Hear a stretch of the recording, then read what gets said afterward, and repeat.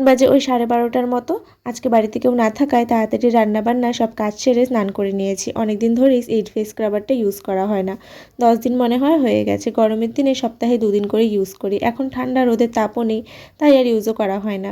বাইরে যদি 1-2 দিন বের হই তখনই ইউজ করি। গরমের দিনের মতো তো আর এত ট্যান পড়ে না। আমি প্রায় 10 মিনিট মাসাজ করি, তারপর 15 মিনিট রেখে দিই। এটা একটা পাপায়া ফেস স্ক্রাবার। প্রথম দিকে এটা স্মেলটা আমার বেশ ভালো লাগতো না, কিন্তু এখন অভ্যাস হয়ে গেছে। তোমাদের লিঙ্ক লাগলে বলো, শেয়ার করে দেবো। রাত্রেবেলা যেমন ঠান্ডা, দিনের বেলা ঠিক তেমনই গরম। আজকে মায়ের ঘরের ব্ল্যাঙ্কেটটা রোদে দিয়েছিল, সেটাই উঠোন থেকে এনে গুছিয়ে রাখছি।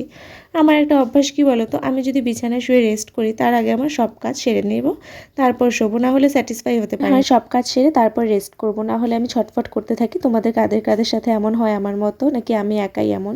মোবাইলে চার্জ নেই, তাই ভাবলাম মোবাইল চার্জে দিয়ে টিভি দেখবো। ঠিক সেই সময় বাইরের থেকে ভাইয়ের আওয়াজ পেলাম। ভাই স্কুলে গিয়েছিল ওয়ার্ক এডুকেশন প্রজেক্ট জমা করতে, আমার জন্য আসার সময় আইসক্রিম নিয়ে এসেছে। ফ্লেভারের আইসক্রিমটা না আমার খুব ভালো লাগে। শীতের দুপুরে রোদে বসে এরকম একটা আইসক্রিম যদি পাওয়া যায় তাহলে কিন্তু মন্দ হয় না ব্যাপারটা, তাই না বলো? তোমরা কারা কারা শীতের দিনেও আইসক্রিম খাও অবশ্যই কিন্তু কমেন্ট করে জানিও। টাটা।